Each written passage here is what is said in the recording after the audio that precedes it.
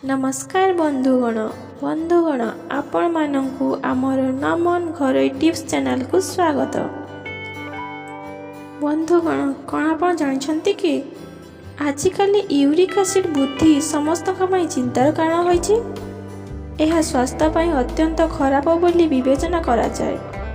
जेतेबेले शरीर में uric acid बढ़िबारे लागे यार खराब प्रभाव आम शरीर में देखा आरंभ करे।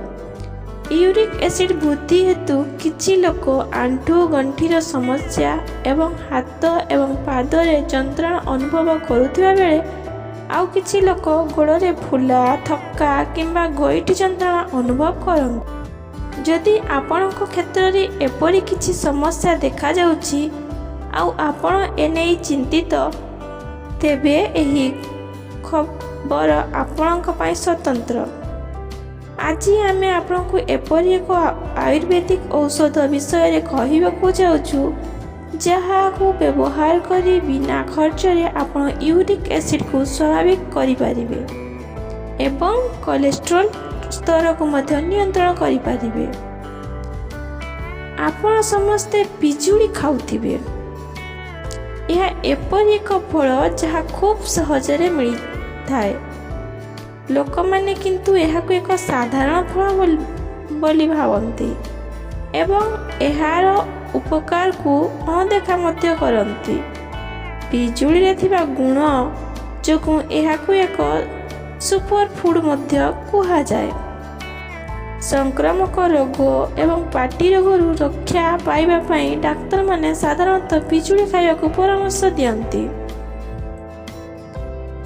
बंधुगण केते उपकारी पिजुली आम पाई चलंतु जानिबा। उपकारी पिजुली पत्र।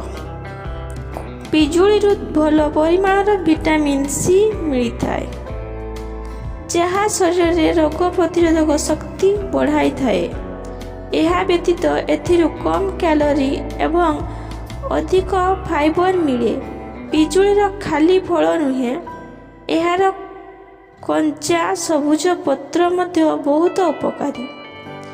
यहाकू चबाइबा द्वारा शरीर अनेक फायदा मिलता है। यार पत्र को सकाळे खाली पेटरे खाइबा द्वारा बढ़ुथिबा यूरिक एसिड मध्य कमी थाए।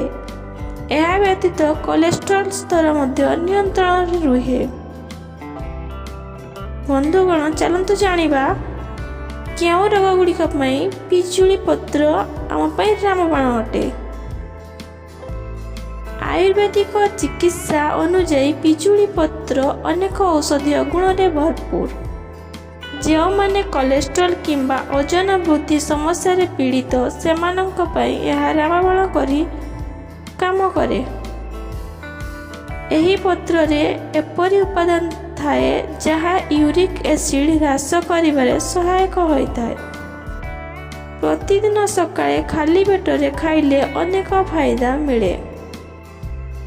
बंधुगण चलंतु जानिबा पत्र रही कौन। पिजुलीर सबुज पत्र रे एंटीऑक्सीडेंट एंटीबैक्टेरियल एवं एंटी इन्फ्लामेटरी गुण रही थाए।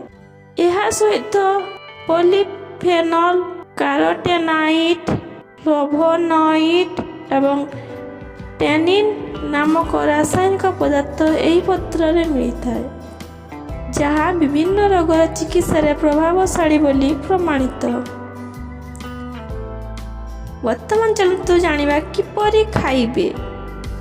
सकाळे पिजुली गछ पाखकू जाई सतेज एवं नरम पत्र तोड़ंतु।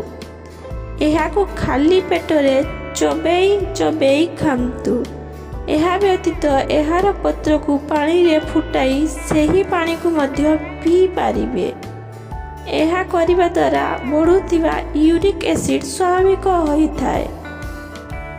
ते बंधुगण आमे जानिले आम बाड़ी बगीचा रे मिलुथिबा पिजुली खाइबा द्वारा केते हमको लाभ मिलता है एवं ता पत्र खाइबा द्वारा आमे किपरि यूरिक एसिड भली भयानक रोगरू निजको रक्षा करि परिबा। जदि आमे नियमित पिजुली पत्र सेवन करिबा ताहले हमको यूरिक एसिड हबो नहीं। यूरिक एसिड नियंत्रण रहिबो।